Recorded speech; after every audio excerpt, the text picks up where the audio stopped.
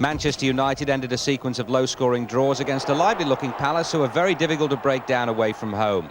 Ryan Giggs' cross was too quick for Hughes to make a sure-footed connection, more like hit and hope, but it paid off. As ever, Brian McClair was involved as United worked hard to create openings, something they've struggled to do since the turn of the year. A rare run-of-the-mill goal by Hughes, and the first time United have scored more than one goal in a league game since Boxing Day. Well, near the end, Hughes and Eric Young, Welsh international colleagues of course, got involved in a bit of pushing and shoving. Hughes was booked, which means a two-match ban, including the Rumbelows League Cup semi-final second leg against Middlesbrough. City's hopes of qualifying for Europe are decreasing because of their increasingly poor away form. Alan Cork's cross for John Fashanu, but where on earth were Keith Curle and co? Peter Reid's priority is a tall, ball-winning centre-half, and you can appreciate why. Virtually unopposed, Fashanu headed down for Robbie Earle to make it two. But there really are signs that the crazy gang spirit is returning under Wimbledon's new manager Joe Kinnear. For City, things improved in the second half following young Mike Sheron's introduction. Steve McMahon bided his time before setting up Sheron for City's goal, but it's a defeat that leaves them 10 points off the pace in third position. After their 7-1 mauling by Arsenal, Sheffield Wednesday's character was very much under the microscope against West Ham, who went in front after Slater's shot was parried by Chris Woods and Mike Small did a sort of dancing round the maypole routine. You don't see too many goals like that. Into the last 10 minutes and Wednesday proved they've still got what it takes. Carlton Palmer got an equaliser, and with 3 minutes left, West Ham's mini revival was interrupted when Viv Anderson headed in a free kick. If it's any consolation for last week's embarrassment, Wednesday now have the best home scoring record in the First Division, along with Arsenal.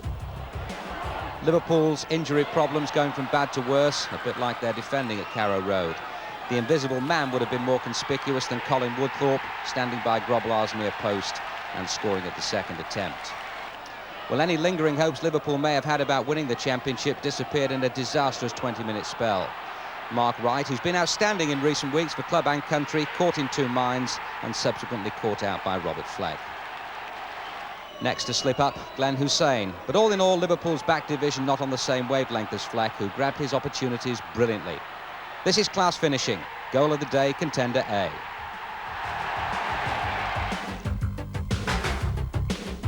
Spurs, with the worst home record in the First Division, went in front in this North London derby when Paul Stewart got on the end of Naeem's cross. But just when it appeared they would win at home for only the 5th time this season, Arsenal benefited from a rare mistake by Gary Mabbutt. The game was into injury time when Ian Wright stretched Arsenal's unbeaten run to 5 games.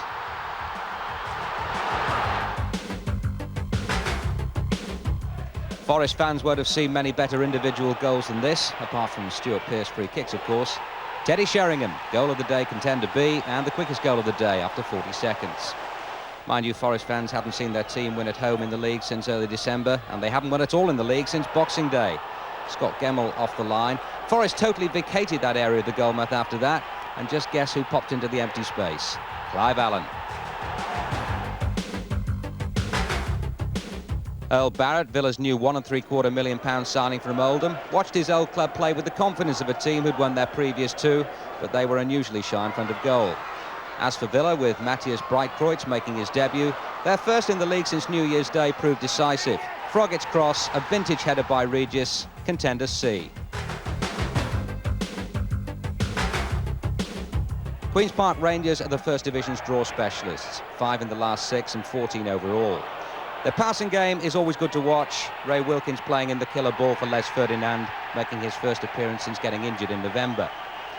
Goalkeeper Steve Cherry partly responsible for Notts County's goal. His long kick eventually got through to Steve Slawson, making his debut and displaying admirable poise and awareness, creating the space for Kevin Bartlett to get the equaliser.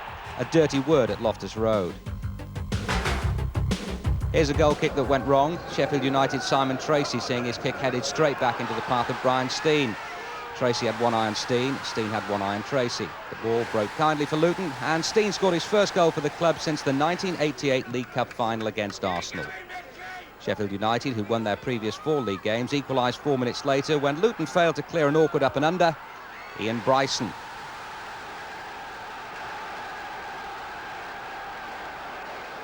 But Luton's young team play some neat football, and their winner was well worked and a deserved goal of the day contender.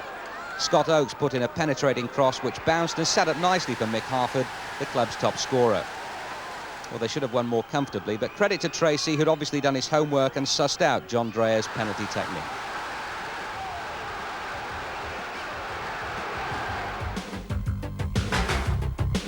A big ovation at the Dell for England's new hero Alan Shearer, but Southampton's inability to perform in the league the way they do in cup ties is looking more and more likely to end up in relegation. Ian Dowie's header, the closest they came to a goal. Right, well, here's the